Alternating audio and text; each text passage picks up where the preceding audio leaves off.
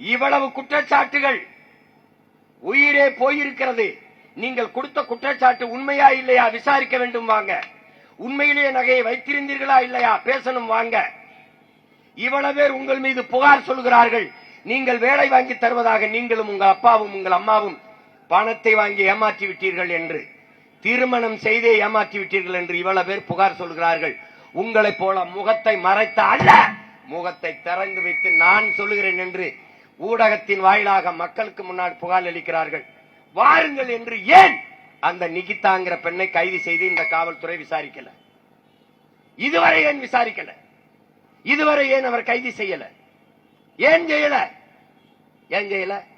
அவரிடத்தில் கைது செஞ்சு ஒரு வாக்குமூலத்தை ஏன் பெறல? என்ன நடந்ததுன்னு கோயம்புத்தூர்ல அவரும் அவங்க அம்மாவும் இருக்கும்போது ஒரு விடுதியிலே பார்த்த தம்பிகள் இந்த காரை சிறைபிடித்து வைக்கிறார்கள். நீங்க வலையொலியில் இருக்குது குரல் செய்தி.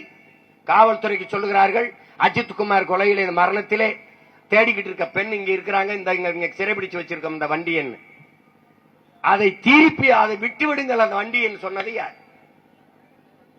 எதுக்காக விட்டீர்கள்? இதுவரை அந்த பெண்ணை பத்திரமாக பாதுகாத்து வைத்திருக்கீங்களே கைது செய்யாமல். காரணம் என்ன? காரணம் என்ன?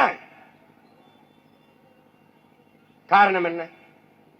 ஒரு குற்றவாளி இந்த சமூகத்தில் பல பேரை நம்பிக்கை கொடுத்து வேலை வாங்கி தருகிறேன், குறிப்பாக அரசு வேலை வாங்கி தருகிறேன் என்று எனக்கு முதல்வரை தெரியும், துணை முதல்வரை தெரியும், அவரை தெரியும் என்று பொய்யான வாக்குறுதிகளை கொடுத்து பணத்தை வாங்கி ஏமாற்றி இருக்கிறார் என்று தெரிந்தும் அவர் மீது கைது செய்து நடவடிக்கை எடுக்காதது ஏன்?